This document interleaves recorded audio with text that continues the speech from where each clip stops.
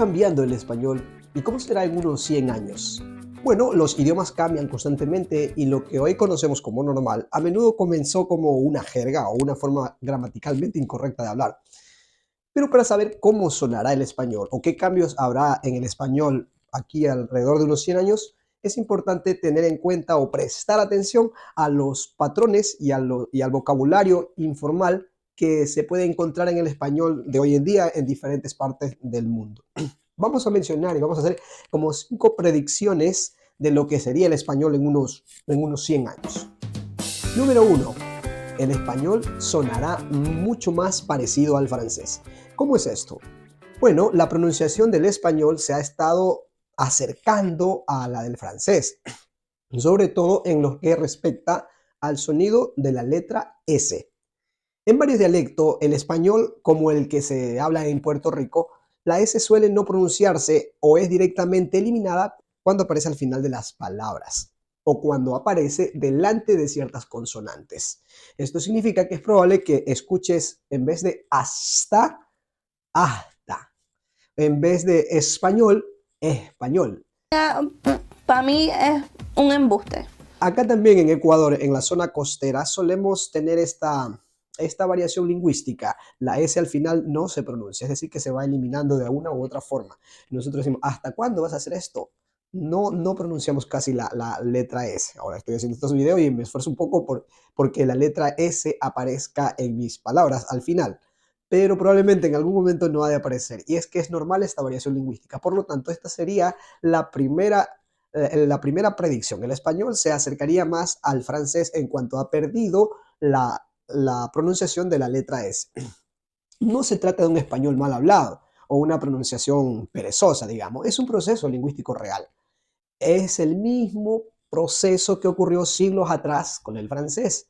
De hecho, muchas tildes francesas indican lugares donde solía haber un sonido S.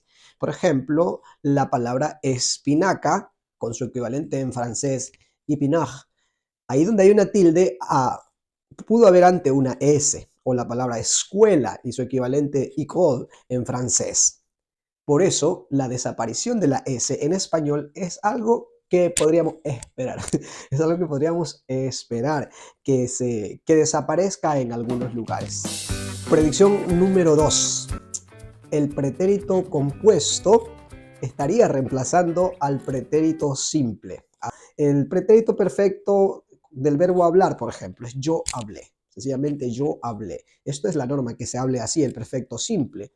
Pero en otros lugares se habla más el perfecto compuesto. Yo he hablado. De manera que el pretérito compuesto se estaría imponiendo al pretérito simple y lo estaría reemplazando en algunos años. Predicción número 3. El subjuntivo, un modo verbal del español que podría no sobrevivir otro siglo más. De hecho, ya ha tenido un viaje largo, digamos, y turbulento a lo largo de la historia del español. El presente del subjuntivo proviene del latín, mientras que las dos formas imperfectas de subjuntivo, por ejemplo, hablara o hablase, proviene de una combinación de tiempos del latín. A ver, ¿alguna vez hemos hablado en subjuntivo? Por supuesto que sí. Si yo hablara español, si yo esperara, si anduviera, todas estas formas son formas del subjuntivo, pero hay otra forma del subjuntivo también, que es hablase. Casi la última es la que no utilizamos. Si yo hablase español, si yo estuviese aquí, no hubiese ocurrido tal cosa, si tú hubieses esperado, en fin. Estas dos formas parece que hay una tendencia a desaparecer o en todo caso está sobreviviendo. Incluso existe una forma futura del subjuntivo que parece que seguirá el mismo destino del latín. El hablare, que ese salió del latín. Es otra forma del subjuntivo, el hablare, ¿no? Que yo hablare de esta forma, que yo esperare, tiende más bien como al latín antiguo y al italiano. Pero existe en el español una forma subjuntiva de hablare, por ejemplo. ¿Qué le depara el futuro a este tiempo verbal tan controvertido? Pues no lo sabemos. La realidad es que los hablantes del español muestran muchas diferencias en este uso del subjuntivo. Hay muchos usos típicos del subjuntivo y una cantidad de expresiones que la utilizan, las cuales son especialmente conocidas por los hablantes del español, pero tan pronto los hablantes del idioma no pueden ponerse de acuerdo, pues se tiende a olvidar y el cambio se da inmediatamente. Con predicción número 4. el ciclo de la consonante vuelve a empezar. Hay otro cambio predecible que los estamos observando, los sonidos en cuanto a la B, la D y la G. Cuando la B, la D y la G aparecen entre vocales, se pronuncian más suavemente, como por ejemplo iba. No es lo mismo decir bueno, en la palabra bueno, la B pues el sonido es dominante, pero si yo digo iba, ahí la B no se pronuncia tanto. Bueno, lo cierto es que hay una debilidad, digamos, cuando estas letras, la B, la D y la G, están en medio de una palabra. O sea que estos sonidos podrían ir desapareciendo. ¿Cómo lo sabemos? Bueno, ya tenemos ante nuestros ojos o ante nuestros oídos estos cambios. Este debilitamiento de B, D y G entre vocales están sumamente avanzados en Latinoamérica, en algunos dialectos. Por ejemplo, en el Caribe es común escuchar que pronuncian palabras como, en vez de decir hablado, se dice hablao. Acá también en la zona de Esmeralda hay mucha gente que omite esta letra. Por ejemplo, en vez de decir una comida en Esmeralda tapado, dice tapao, el encocao. Son variaciones que ya se están dando, que ya las tenemos a nuestra vista. Entonces, esos cambios van de largo.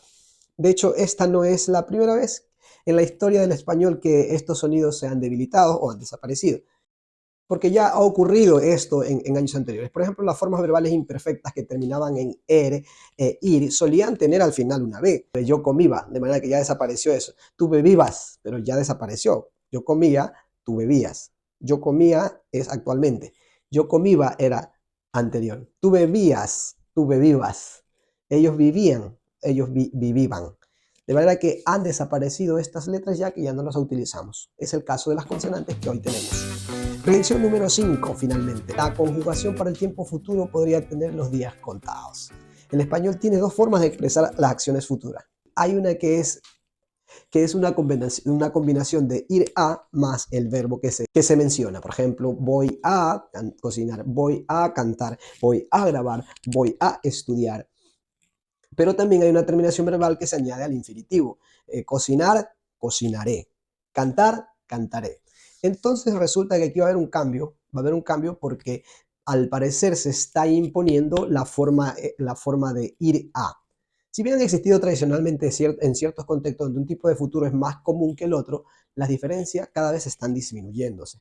Y la perífrasis ir a es la que está ganando terreno. Por lo tanto, podría desaparecer la conjugación del futuro y ser reemplazada por la perífrasis ir a.